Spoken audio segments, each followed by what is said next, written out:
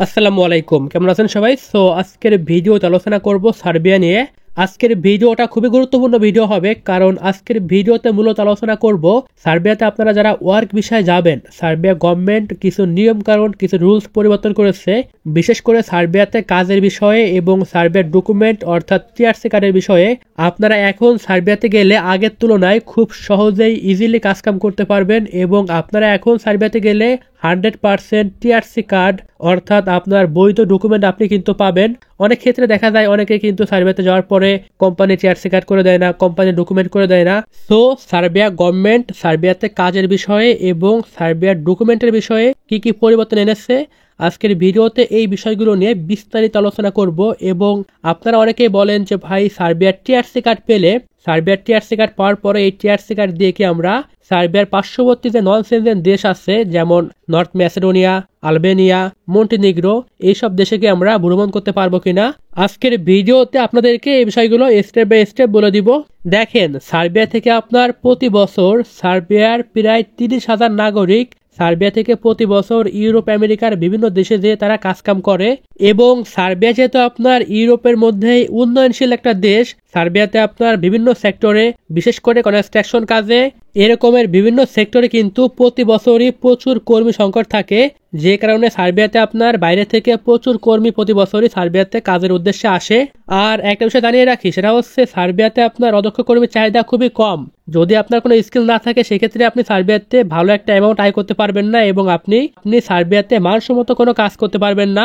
এবং নন স্কিল হলে আপনি যে কাজগুলো করতে পারবেন ওইখানে দেখবেন যে আপনার বেতনটা একদমই ডাউন, খুবই কম টাকা আপনারা বেতন পাবেন। কারণ সার্বিয়া হচ্ছে আপনার একটা উন্নয়নশীল দেশ, এখানে আপনার যেমন কনস্ট্রাকশন, বিভিন্ন ভারী গাড়ি, এরকম যে কাজগুলো আছে, এগ্রিকালচার, ইলেকট্রিশিয়ান, এরকম যে কাজগুলো আছে এগুলো চাহিদা আপনার সার্বিয়াতে প্রচুর। কিন্তু আপনি যদি নন স্কিল ওয়ার্কার হন সেক্ষেত্রে আপনাকে কাজ করতে হবে কোনো হোটেল রেস্টুরেন্টের একদম নিম্ন পর্যায়ে ক্লিনার হিসাবে, অথবা কিচেন হেল্পার, অথবা কোনো ফ্যাক্টরিতে ফুড প্যাকেজিং বা বিভিন্ন প্যাকেজিং এর কাজ করতে হবে। আর না হলে আপনাকে কাজ করতে হবে জেনারেল ওয়ার্কার হিসাবে কনস্ট্রাকশনের কাজ অথবা এগ্রিকালচারের কাজ, এরকম কাজগুলো আপনাকে করতে হবে এবং এখানে আপনি ভালো মানের বেতন পাবেন না। আর এই ফেব্রুয়ারি মাস থেকেই সার্বিয়াতে আগের তুলনায় কিছুটা সহজে সার্বিয়ার বিভিন্ন কোম্পানি থেকে, বিশেষ করে যেরকমের বড় বড় কোম্পানি আছে যারা বড় বড় প্রজেক্ট নিয়ে কাজ করে যেমন কনস্ট্রাকশন সেক্টর, এরকমের যে কাজগুলো আছে। আর এখন কিন্তু সার্বিয়াতে কনস্ট্রাকশনের কাজ সম্পূর্ণ বন্ধ আছে। কনস্ট্রাকশনের কাজ মূলত শীতের সময় বন্ধ থাকে, এই সময় আপনার কনস্ট্রাকশনের কাজ করা যায় না। সো সার্বিয়াতে যে এরকমের বড় বড় কোম্পানি আছে এইসব কোম্পানি থেকে এখন আগের তুলনায় কিছুটা হলেও সহজে ওয়ার্ক পারমিট ইস্যু হচ্ছে। আর আপনারা অনেকেই ওয়ার্ক পারমিট এবং অফার লেটার এই দুইটাকে আপনারা গুলাই ফেলেন, আপনারা ভাবেন যে এই দুইটাই এক। দেখেন, ওয়ার্ক পারমিট হচ্ছে আপনার একটা ভ্যালিড ডকুমেন্ট, এই ওয়ার্ক পারমিট দিয়ে কিন্তু আপনার ভিসার মূল কাজটা হয়, অর্থাৎ এই ওয়ার্ক পারমিটের উপর ভিত্তি করে আপনার ভিসা হবে। আর অফার লেটারের এতটা গুরুত্ব নেই, এটাকে আপনারা একটা চুক্তিপত্র বলতে পারেন। আপনাদেরকে আমি ছোট্ট একটা এক্সাম্পল দিয়ে বুঝাই। মনে করেন যে আমি আপনাকে আমার কোম্পানিতে আনবো, ঠিক আছে? এখন আমি আপনাকে কি কি সুযোগ সুবিধা দেব, মনে করেন যে আপনাকে আমি 100 টাকা বেতন দেব, আপনার 10 ঘন্টা কাজ করতে হবে, ওভারটাইম কাজ করতে পারবেন, আপনার থাকা খাওয়া সব আমি দেব এবং আপনার এখানে আসার পর আপনার যাবতীয় সকল খরচ আমি বহন করব। আপনি অসুস্থ হলে আপনার চিকিৎসা করব আমি, অর্থাৎ আমি আপনাকে যে সুযোগ সুবিধাগুলো দেব এবং আপনি এখানে আসলে আমার কাছ থেকে যা পাবেন এরকমের সবকিছু আমি লিখিত আকারে উপস্থাপন করে আমি সেখানে স্বাক্ষর করব যে আমি এই সুযোগ সুবিধাগুলো আপনাকে দিতে পারবো। এই লিখিত যে ডকুমেন্ট এটাই হচ্ছে আপনার অফার লেটার। এই ডকুমেন্টটা আমার যে লয়ার আছে ওই লয়ারের মাধ্যমে, ওই লয়ার হচ্ছে আপনার যে এজেন্ট থাকবে তার কাছে পাঠিয়ে দিবে, তার কাছে পাঠিয়ে দিলে ওইখানে আপনি আপনার এজেন্ট আপনাকে দিবে, মানে ওইটা আপনাকে আপনার এজেন্ট দিবে, দেওয়ার পরে আপনি ওখানে সিগনেচার করবেন যে আপনিও, মানে যদি আপনি ওই অফারে রাজি হয়ে থাকেন সেক্ষেত্রে আপনি ওখানে সিগনেচার করবেন, এর মানে আপনি আমার কোম্পানিতে আসতে আগ্রহী। এবার ওই যে ডকুমেন্ট ওই অফার লেটার ওইটা আপনি সিগনেচার করার পরে আপনার এজেন্ট আবার আমার কাছে পাঠিয়ে দিবে। আমার কাছে পাঠিয়ে দিলে যখন আমি দেখবো যে আপনি আমার কোম্পানিতে আসতে রাজি হয়েছেন, তখন আমি আমার দেশের গভর্নমেন্টের কাছে আবেদন করে আপনার জন্য একটা ওয়ার্ক পারমিট ইমিগ্রেশনের মাধ্যমে ইস্যু করব। এবং এই ওয়ার্ক পারমিট দিয়েই হচ্ছে আপনার মূলত ভিসার কাজটা হবে। অফার লেটারের কাজ কিন্তু আপনার ওই আগেই শেষ হয়ে গেছে। যখন আপনি ওয়ার্ক পারমিট পাবেন এটা দিয়ে কিন্তু আপনাকে আপনার ভিসার প্রসেসিং এর সকল কাজ করতে হবে। আচ্ছা, মূল বিষয় হচ্ছে আপনারা সার্বিয়াতে গেলে কাজের বিষয়ে কি কি সুযোগ সুবিধা পাবেন। দেখেন, আপনারা সার্বিয়াতে গেলে প্রথমে যে সমস্যাটার সম্মুখীন হন সেটা হচ্ছে ভাষাগত সমস্যা। আপনারা এখানে ম্যাক্সিমাম মানুষই আছেন যারা ইংরেজি ভাষায় কথা বলতে পারেন না, আর সার্বিয়াতেও সার্বিয়ার বেশিরভাগ মানুষই কিন্তু ইংরেজি ভাষায় কথা বলতে পারে না। এই জন্য এখানে আপনার সব থেকে সমস্যা হয় ভাষাগত সমস্যা। তবে এখন থেকে সার্বিয়া গভর্নমেন্ট যে নিয়মটা করেছে, এখন থেকে আপনারা সার্বিয়াতে গেলে আপনাদেরকে একজন দোভাষী দিবে, অর্থাৎ আপনার সকল সুবিধা অসুবিধা আপনার যখন যা প্রয়োজন আপনি ওই দোভাষীকে বললে দোভাষী আবার আপনার যে মালিক আছে তাকে বলে দিবে, তাদের ভাষায় বুঝিয়ে বলে দিবে। দেখেন, এটা কিন্তু অনেক বড় একটা সুবিধা, কারণ আপনারা সার্বিয়াতে গেলে কাকে কি বলবেন, আপনার একটা সমস্যা হয়েছে, আপনার এই সমস্যাটা আপনার মালিককে আপনি কিভাবে বোঝাই বলবেন। দেখা যাচ্ছে অনেক ক্ষেত্রে ইশারায় বোঝাইতে হচ্ছে, অথবা অনেক ক্ষেত্রে ল্যাঙ্গুয়েজ ট্রান্সলেশন করে আপনাকে বোঝাইতে হচ্ছে। তবে এটা আপনার দেখা যাচ্ছে আপনি একটা কাজ করতেছেন, আপনার কাজে ভুল হয়েছে, এখন ওইটা তো আপনার মালিককে আপনি ইশারায় বোঝাই বলা সম্ভব না, আপনার ছোটখাটো বিষয়ে আপনি ইশারায় বোঝাই বললেন। এখানে এই জন্য সার্বিয়াতে আপনারা এখন গেলে একজন দোভাষী পাবেন, যার মাধ্যমে আপনারা আপনার সকল সুবিধা অসুবিধা আপনার মালিককে বলতে পারবেন।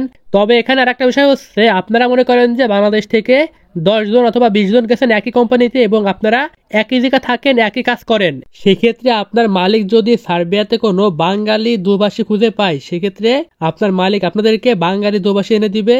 আর যদি আপনারা মিশ্র ভাষার লোক থাকেন, দেখা যাচ্ছে একজন ইন্ডিয়ান, একজন পাকিস্তানি, একজন শ্রীলঙ্কান, একজন বাংলাদেশি, এরকম হলে ইংরেজি দোভাষী এনে দিবে, যার মাধ্যমে আপনারা সবাই কথা বলতে পারবেন। তাকে আপনারা ইংরেজিতে বললে তারা আপনার মালিককে ওই দেশের ভাষায় বোঝাই বলবে। তো আমি মনে করি এটা অনেক বড় একটা সুযোগ সুবিধা, কারণ বিশেষ করে আপনারা যারা ইংরেজি ভাষায় কথা বলতে পারেন না, দেখা যাচ্ছে আপনারা 10 জন 20 জন একই জায়গায় গেছেন, আপনাদেরকে একজন বাংলাদেশি দোভাষী এনে দিল, এক্ষেত্রে কিন্তু আপনারা রিল্যাক্সে কাজ কাম করতে পারবেন, যে কোনো সমস্যা হলে আপনারা সরাসরি বলতে পারতেছেন। তো এটা কিন্তু অনেক বড় একটা সুযোগ সুবিধা।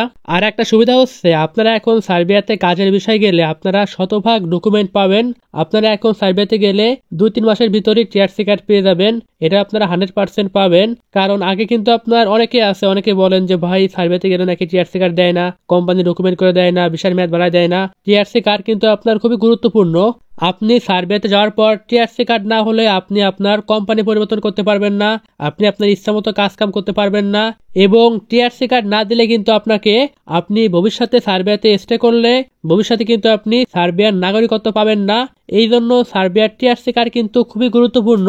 তবে এখন আপনি সার্বিয়াতে গেলে আপনি 100% আপনার সকল ডকুমেন্ট আপনি পেয়ে যাবেন, আপনার বৈধ ডকুমেন্ট আপনি পাবেন, অবশ্যই পাবেন। এখন আপনি সার্বিয়াতে গেলে অল্প সময়ের ভিতর, সর্বোচ্চ আপনি 2 থেকে 3 মাসের ভিতর সার্বিয়ার টিআরসি কার্ড পেয়ে যাবেন।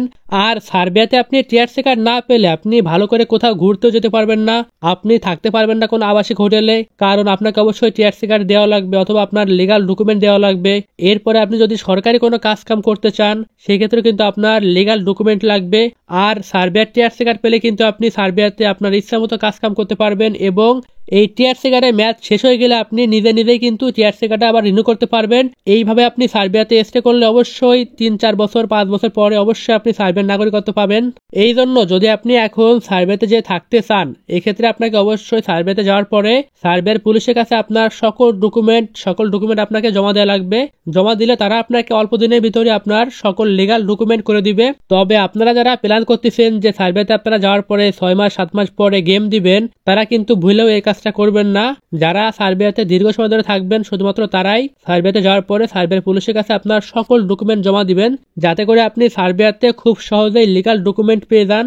আর আপনারা আমাকে অনেকেই জিজ্ঞেস করেন যে ভাই আমরা সার্বিয়াতে যাওয়ার পর সার্বিয়ার টিআরসি কার্ড পেলে সার্বিয়ার যে পার্শ্ববর্তী নন সিটিজেন দেশ আছে, যেমন Albania, north Macedonia, Montenegro, Bosnia, এইসব দেশকে আমরা এখন ভ্রমণ করতে পারবো কিনা? দেখেন, আপনারা অবশ্যই পারবেন। সার্বিয়াতে আপনারা যদি 6 মাস 1 বছর থাকেন, যখন আপনারা টিআরসি কার্ডটা পাবেন এবং যখন আপনার কোম্পানিতে আপনি বিশ্বস্ত হয়ে যাবেন, তখন কিন্তু আপনি রিল্যাক্সে এসব দেশ ইজিলি ভ্রমণ করতে পারবেন। তবে আপনাকে কিন্তু অবশ্যই ভিসা নিয়ে যাওয়া লাগবে, কিন্তু আপনি খুব ইজিলি অল্প সময়ের ভিতর এসব দেশের ভিসা পেয়ে যাবেন। কারণ যেহেতু আপনার এইসব দেশ থেকে, যেমন Bosnia, Montenegro, north Macedonia, Albania, এইসব দেশ থেকে কিন্তু আপনার সার্বিয়া অনেক ভালো। সার্বিয়াতে আপনার বেতন বেশি, কাজকাম ভালো, সবকিছু কিন্তু সার্বিয়াতে আপনার এসব দেশ থেকে অনেক ভালো। এই জন্য আপনাদের মালিক দেখবে যে আসলে এসব দেশে যে তারা থাকবে না, এজন্য আপনাদেরকে তারা ভিসার জন্য সহযোগিতা করবে, অথবা আপনাদেরকে তারা এনওসি দিয়ে দিবে। এই কারণে আপনারা এইসব দেশ টিআরসি কার্ড পাওয়ার পরে খুব সহজে ভ্রমণ করতে পারবেন, কোনো সমস্যা হবে না। তবে আপনারা যদি চিন্তা করেন যে আপনারা সার্বিয়াতে যাওয়ার পর সার্বিয়ার টিআরসি কার্ড দিয়ে সরাসরি সেনজেনে মুভ করবেন, তাহলে কিন্তু এটা সম্পূর্ণ ভুল। কারণ সার্বিয়ার টিআরসি কার্ড পাওয়ার পরে আপনি কোনোভাবেই সেনজেনে মুভ করতে পারবেন না। এর মূল কারণ হচ্ছে আপনার যে মালিক আছে সে আপনাকে কোনোভাবেই এনওসি দিবে না, যেটাকে নো অবজেকশন লেটার বলে। তো আপনি এই এনওসি না পেলে কোনোভাবেই আপনি ভিসা করে যেতে পারবেন না। তবে যদি আপনার মালিককে আপনি রাজি করিয়ে কোনোভাবে যদি আপনি আপনার মালিকের কাছ থেকে একটা এনওসি নিতে পারেন, এক্ষেত্রে কিন্তু আপনি ইউরোপের যে কোনো দেশ, ইউরোপে যে দেশে বলেন আপনি সে দেশে মুভ করতে পারবেন, কোনো সমস্যা হবে না। কিন্তু এখানে সমস্যা হয় সার্বিয়ার কোনো মালিকই আপনাকে পারমিশন দিবে না যে আপনি সেনজেন দেশে যান, কারণ তারা ভালো করে জানে যে আপনি সেনজেন দেশে গেলে আর কখনো ব্যাক আসবেন না।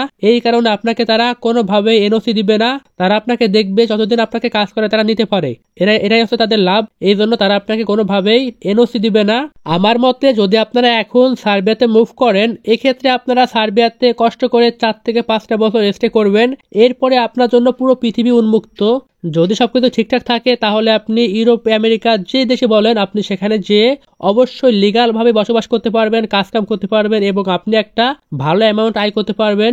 কারণ আপনি 5 বছর সার্বিয়াতে থাকলে আপনার একটা ভ্যালিড পাসপোর্ট থাকবে, যে পাসপোর্টটা ইউরোপের একটা পাসপোর্ট, এবং আপনার কাজের এক্সপিরিয়েন্স থাকবে কারণ আপনি 5 বছর ধরে সার্বিয়াতে কাজ করতেছেন। এক্ষেত্রে আপনি পৃথিবীর যে দেশে যান সেখানে কিন্তু আপনার মূল্য আছে এবং আপনি হাই স্যালারি পাবেন। আশা করি বুঝতে পেরেছেন। এই জন্য আপনারা এখন সার্বিয়াতে গেলে কেউ গেম টেম দিবেন না। আর এই মুহূর্তে আপনারা দেখতেছেন যে অবৈধভাবে ইউরোপে গেলে সরাসরি দেশে ব্যাক করা দিচ্ছে অথবা বিভিন্ন সমস্যা হচ্ছে। এখন কিন্তু গেম দিয়ে অনেক কমে গেছে, এখন আগের তুলনায় গেম দিয়ে যাওয়া অনেক কমে গেছে। এই জন্য আপনারা যেখানেই যান, Serbia, Bosnia, north Macedonia, Albania, আপনারা যেখানেই যান সেখানে আপনারা স্টে করেন। আপনারা কষ্ট করে 5 থেকে 6 বছর অথবা 4 থেকে 5 বছর আপনারা সেখানে থাকেন। এরপরে আপনারা পাসপোর্ট পান, পাসপোর্ট নিয়ে আপনারা যেখানে ইচ্ছা সেখানে মুভ করেন। বর্তমান সময়ের প্রেক্ষাপটে আমি আপনাদেরকে এর থেকে ভালো কোনো সাজেশন দিতে পারলাম না। তো আশা করি আপনারা আজকের ভিডিওর সকল ইনফরমেশনগুলো বুঝতে পেরেছেন। যদি আপনারা কোনো বিষয় বুঝতে না পারেন অথবা যদি আপনাদের কোনো বিষয় জানার থাকে সেক্ষেত্রে আপনারা অবশ্যই কমেন্ট করবেন। আমি ইনশাল্লাহ আপনাদের প্রত্যেকের কমেন্টে সঠিক উত্তর দেওয়ার চেষ্টা করব। তো আজকের ভিডিও এখানে শেষ করতেছি। আপনারা সবাই ভালো থাকবেন। আল্লাহ হাফেজ।